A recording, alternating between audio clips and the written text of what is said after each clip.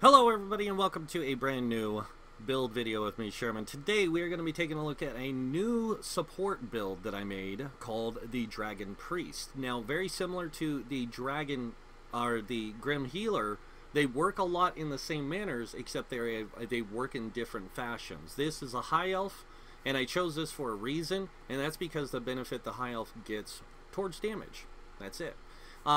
So like I said, very much like this, just like the Grim Healer, this is the opposite version, and this is more of a support build. This isn't a healer build. This uses heals to help mitigate damage and stuff, just like the healer does. It just works in a different fashion. And just like with the way the Grim Healer works, this one uses some of the same setups. The skill set's gonna be pretty much the same. So let's go ahead and get right into it, taking a look at, well, actually one more thing before I get too far.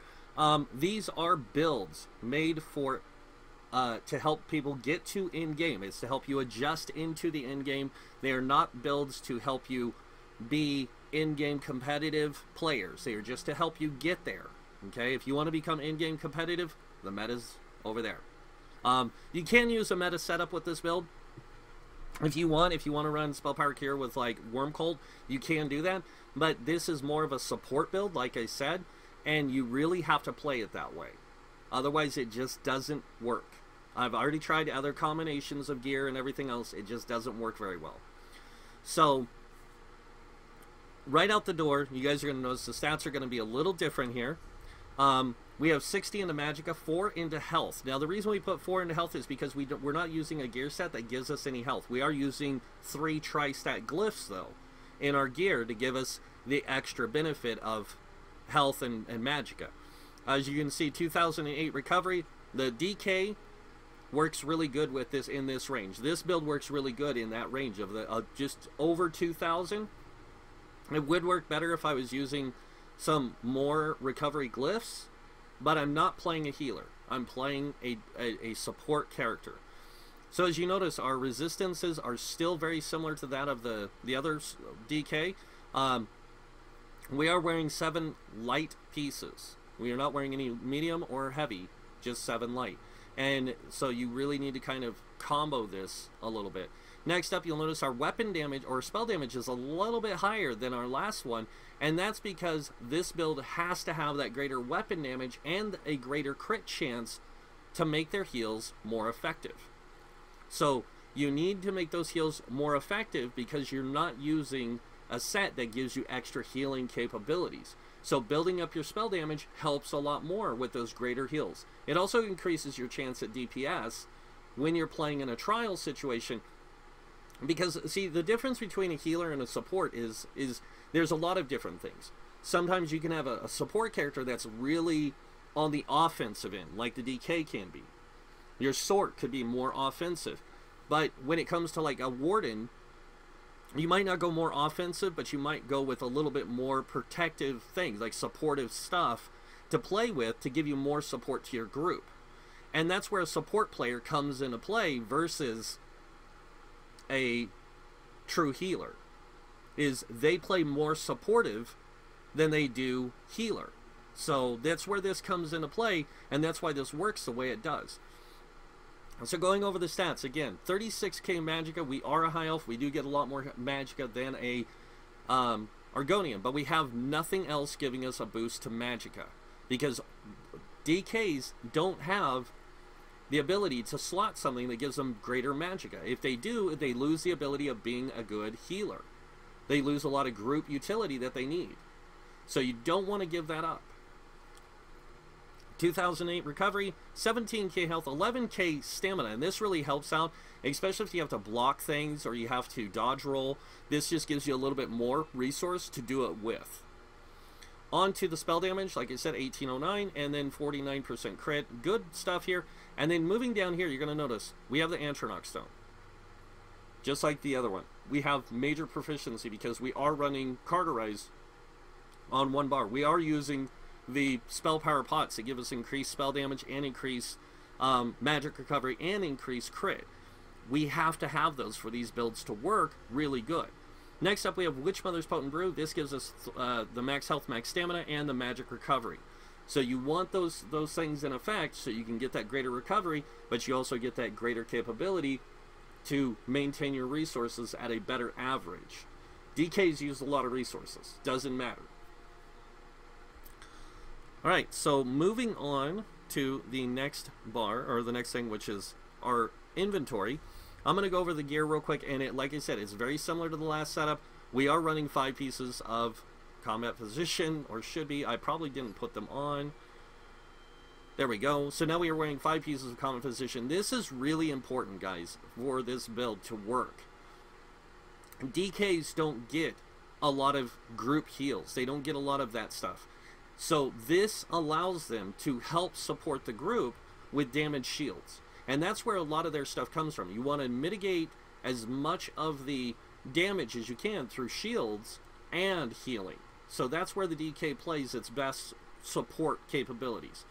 And this build will work with any of the tank builds I have, except for if you are playing with one of the DK tanks, you might want to take Igneous Shield off this build. But if you're playing with any of the other ones, keep Igneous Shield, because you're going to need it. So yeah, just make sure you're running this. This is a good, like I said, good support set, because it does apply a damage shield whenever you critically heal a friendly target and they're below their health pool. It will put a shield on them, and it helps mitigate damage. The next thing we have is 1-piece Shadowrun. This is for some extra magic recovery, and that's the only thing we're wearing with magic recovery. Everything else, no magic recovery. And then on down to the next set we are running, and that is Spell Power Cure. Now, this is a really good support set, because one, anytime you heal a friendly target that's at max health, you have a 50% chance to increase their spell damage and weapon damage by 252. This applies to you as well.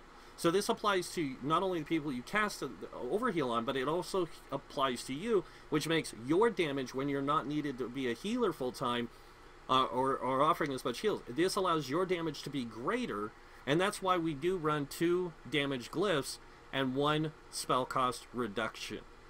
Remember, DK skills cost a lot more than any of the other classes. So you want to reduce that as much as possible so you're not burning through your resources as fast. Onto the staffs, we are running 2 Spell Power Cure staffs, one with magic damage on it and a magic return, the other one with weakening on it. Now you can go weakening on both if you want, but I would suggest until you become comfortable with the end-game, just go this setup. This just gives you a little bit more return on those heavy attacks. And I would actually swap these out. I'd put weakening or the magic recover or magic absorb magic here, and the weakening here. It works out better. And that's it for the gear. Moving on to the skills. Now I did this in my tank builds. I went over all the like make sure you get all these passives. The same thing here, guys. Just make sure you get all the passives, the things you're using, regardless if you're using abilities or not. Like I have all the draconic passives. Even though I'm not using them, I still like them because this increases my block, the damage I can block, even with the staff by 10%. I still like this, even though I don't have a draconic ability slotted or activated. I can still have it available if I need to use one of the skills. Like, let's say I need some extra group support. I can unlock Talons and use Talons to help lock an enemy down, group down, or something like that. The same thing with Elder Dragon. Increases health recovery for each draconic power slotted. I don't really need it, but if I have it available, I can use it. And then the same thing with Scaled Armor. I need this. That spell recovery is going to be really important, or spell resistance is going to be really important in some encounters. So, Earth and Heart, make sure you get all those, especially Battle Roar. This is very essential and important to this build. Moving on to the staffs, just make sure you get all the staff passives and skills you need. I'm going to go ahead and unlock this. I'm going to leave it like it is because I'm going to show you guys where you can swap this out. And then onto armor, like I said, just get all the light armor passives, world skills, guild skills. You know the routine. And make sure you get your racial passives. They're very important, especially for this. So right out the door, onto the first skill on the bar, and that is Blockade of Fire. Now, the reason I use Blockade of Fire on both of these builds is because, one, solo play. A lot of times, healers solo play, and they can't play their builds if their build is built to be DP or be a healer all the time. This just gives them that one ability plus another ability to solo play with. Now, I do have a third ability on here for solo play, and that's Shooting Star. And I put Shooting Star in here just to give me another ability to do damage. You can swap this out with Warhorn if you want to. So if you want to swap this out to Aggressive Warhorn, feel free to. The only reason why I had it there was to increase my character's output. And that's pretty much it. So, first skill, Blockade of Fire. This is a great damage dealing skill. You know, it does damage over time. It allows you to, anytime that it does apply burning, because it can, to get that burn effect, to increase in damage by 20%, which is really good. Next up, we have Obsidian Shard. This is another really good ability, especially for you to use. It's going to be your main source of the heal on the tank, and it's also going to give you a little bit of damage and a stun, which makes it really good. Next up, we have Cauterize. This is a great support skill because it shoots fireballs out that heal your allies, and it heals you as well, but it's just a better way to maintain like that group utility and stuff. So, because every 5 seconds it's going to shoot out a fireball. So it shoots out 3 fireballs in totals, and those fireballs can go to your group or even to you. So it's just a good group heal, and they're powerful heals. Next up, we have Elemental Drain. This applies Major Breach for 24 seconds, but it also applies Minor Magicka Steal for the duration of 24 seconds, causing every damage that anyone does, any kind of damage, that's where Wall of Elements comes into play too, to recover 300 Magicka. So you can set this down, or cast this, it costs you nothing, set down your Wall of Lightning, and as your Wall of Lightning is taking damage, it's giving you 300 Magicka back. So it's a really good one to keep for that purpose, not just for you, but also for any of your DPS, anything. Next up, we have Efficient Purge. Now, this is just a must-have for a lot of the in-game trials, because there's a lot of in-game trials and some of the in-game dungeons where there's a lot of negative effects being applied to you. This gives you a way to mitigate a lot of those negative effects. You can just remove them. And then any further negative effects have a 50% chance to not be cast on you. So it's just a nice way to help mitigate some of those negative effects. And last but not least, Aggressive Warhorn. You guys probably should have figured this. Max health, max stamina, max magicka, like boost by 10% for 30 seconds. And it grants Major Force. This applies to you as well. If you can get some critical hits in, this is why you want to keep this up. And you're going to be the main person casting this, besides the off-tank and the tank. You're going to be the one casting this most. Because, especially if you're playing with the other DK healer, because they're going to be applying the damage shield. That's what I forgot. That's why I had this set up that way. Now I remember. We can go back and grab that ability. So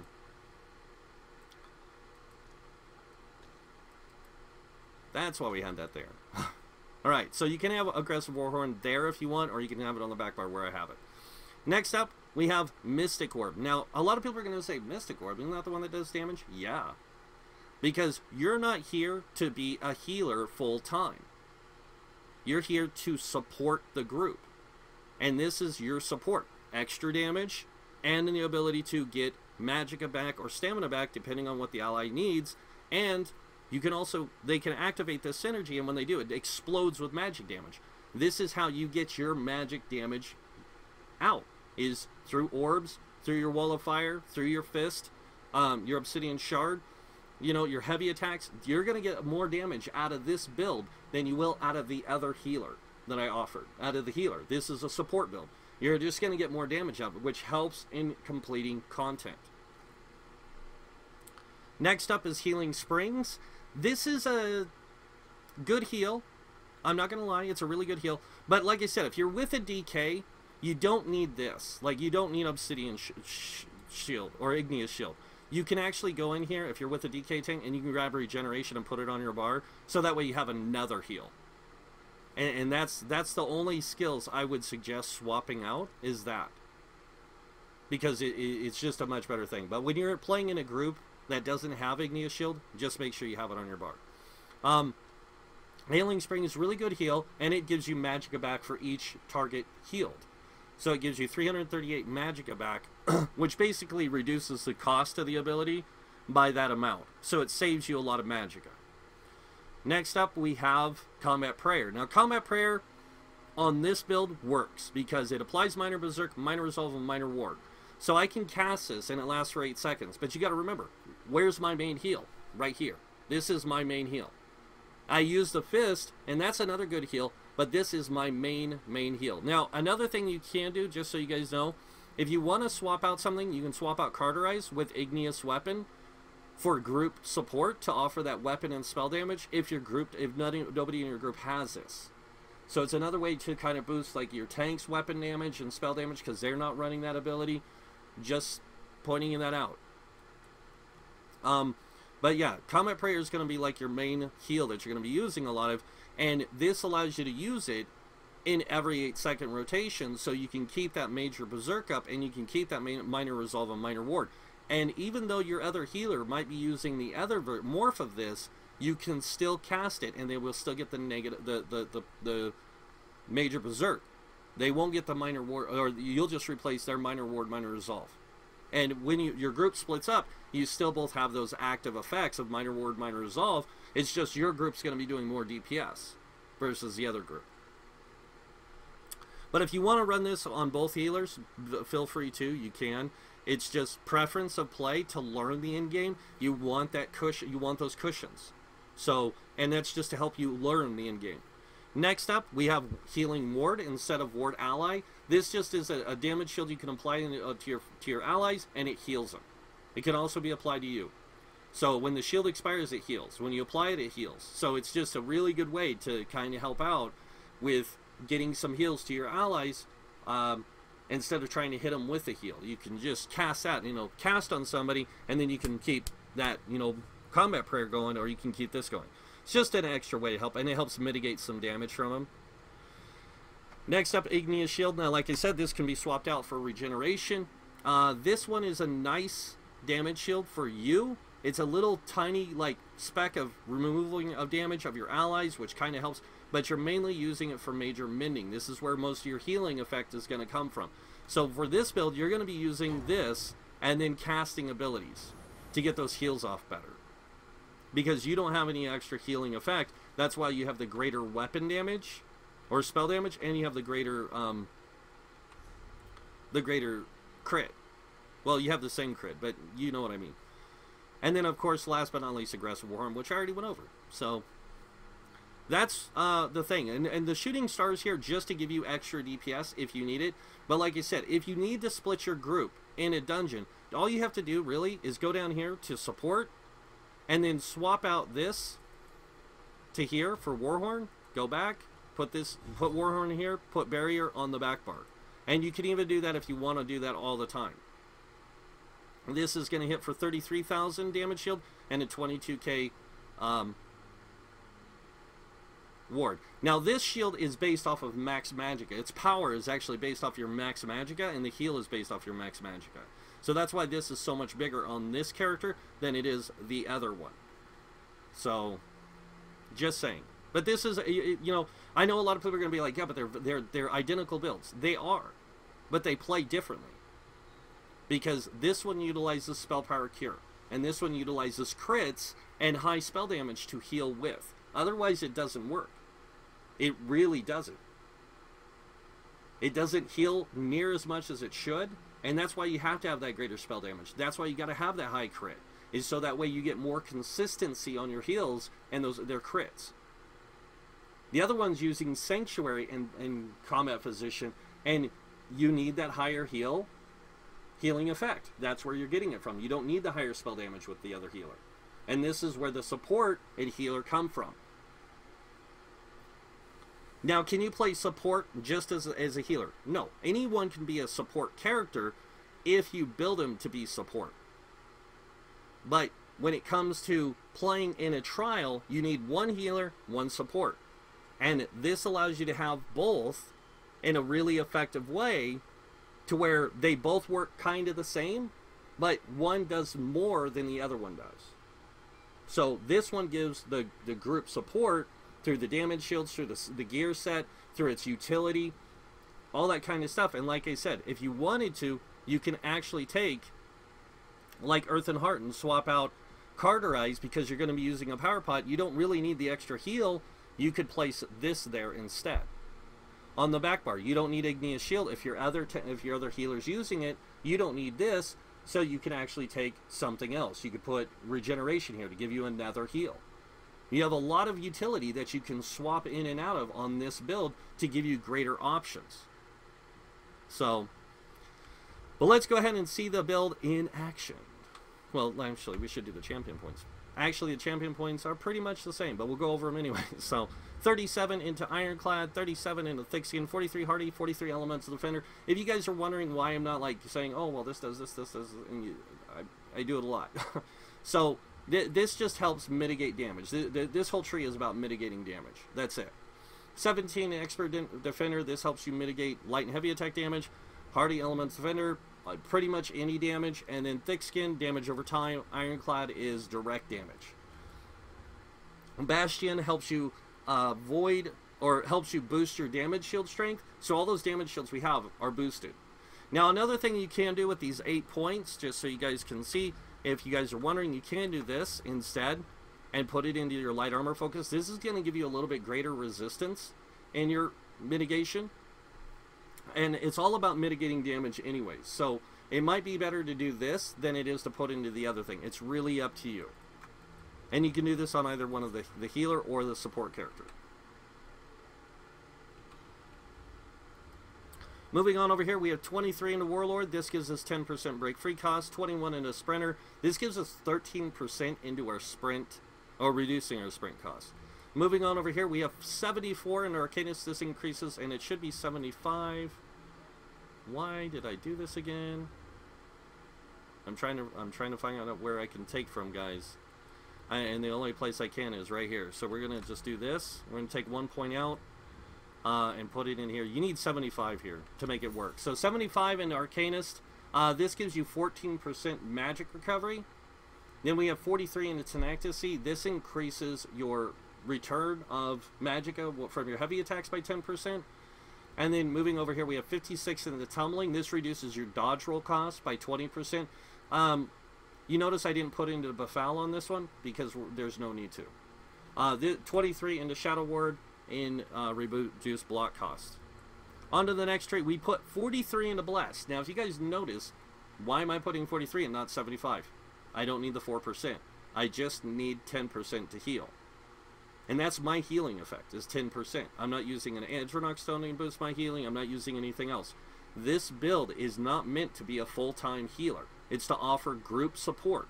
Heals is some of that group support. So that's why I did it. Moving on to the Elfborn, 56 points, giving us 20% critical heals. Again, heals are better. 43 in Elemental Expert. This increases Flame, Frost, Shock, and magic damage. That's why I chose a high elf, is because they get 5% increase in, or 4% increase in magic or flame damage. That's a 14% increase in flame damage, making their damage overall better. Moving to the middle tree, we have 16 in expert staff expert, 23 in a master at arms. This gives us 20% increase in our light and heavy attack damage, and then we have 56 into thaumaturge, increasing our damage over time, done by 56%. Now, why is that important? That increases all of our damage over time. Burning, firewall, all that is boosted by 20%, which allows us to get greater damage out of this build.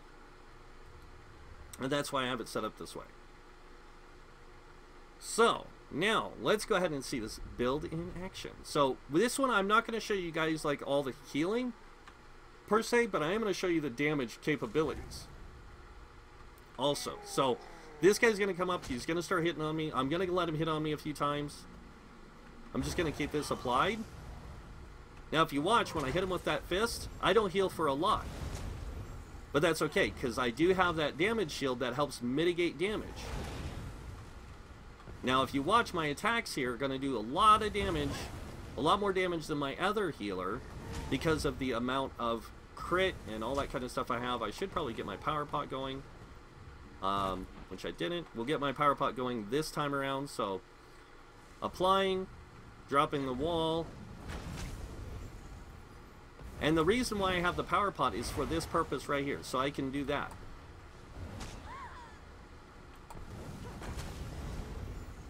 And I can have Carterize up also, and it'll heal me. And every time it heals me, I have a chance of getting that damage shield. Anyone that's taken damage has a chance of getting that combat position damage shield applied to them, as long as it's off of cooldown. Now it has a 6-second activation and a 6-second cooldown to reapply. So I can keep this up constantly on one person.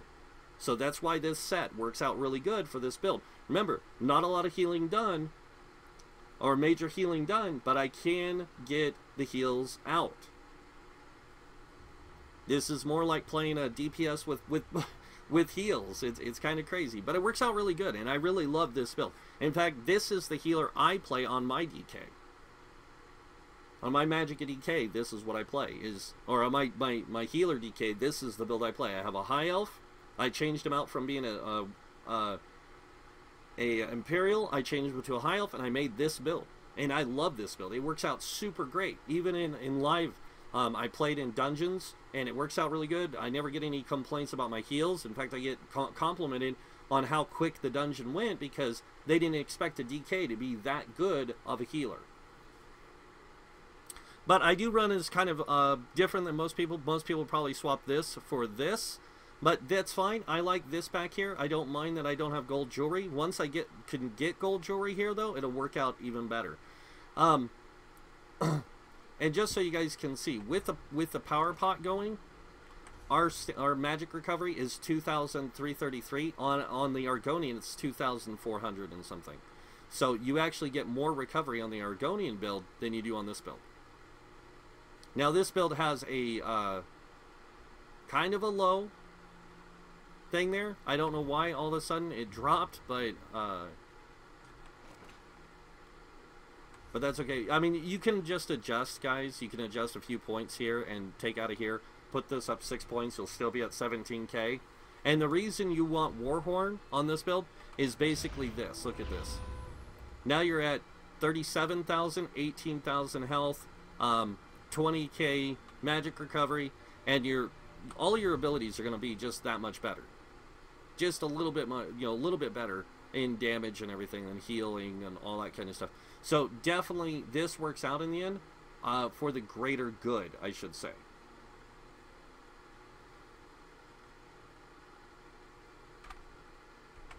But yeah, that's pretty much it for the Dragon Priest. I know it's not what a lot of you were thinking. You were probably thinking, oh, well, it's just basically the same thing. There's a reason why I did them so similar, but so far apart in how they work. And that's because if your group is running a healer, you just need support to go along with it, because they're not healing all the time. It's kind of like main tank, off tank. What's the point of a main tank or an off tank if the off tank's just standing around? I mean, not really doing anything, because you can't taunt anything. But if you can do damage, that makes a big difference to your group. That little bit of damage helps. The little bit of damage from this character, which, by the way, I don't know if you guys noticed, wasn't little. 8k DPS. Now, 8k DPS is little compared to 40, 50, 60k, but you also got to think, I don't have all the benefits that I normally do in a group situation. Now, I have max benefits here in the open world because these guys only have 9,100 penetration, which is nothing. So taking these guys on, I already get that. As soon as I do that, I'm at max pen. But that's how come my damage looks so absurd on this build, is because I'm already getting absurd damage. I already get a lot of damage out of my build. So, but that's the Dragon Priest. And tomorrow I have the Sork coming out, the Sork Healer and the Sork Support, and they are different. They do run similar sets, but they are different. And that's because, just so you guys know, there isn't a lot of gear sets in the game that are available for support and or for healer and for support. There's just not a lot of options. So I've got to institute a lot of different combinations of gear. And Sork is going to be a little bit different too, because it's a different class and it works in a different way. So I'm going to be utilizing some gear sets that you haven't seen me use yet. So that's a good benefit. But yeah, that's pretty much it. So I hope you guys like this build. I love this build. Like I said, this is my preferred over the Grim Healer. Even though that's Grim's like speciality, that build. This is more my style. So this is the support DK. And that's the Dragon Priest. So if you guys like this video, hit that like button. If you guys want to see more videos by me, hit that subscribe button. Other than that, I want to thank you all for watching. Until next time, have a wonderful day. And this guy might see you in game. Bye.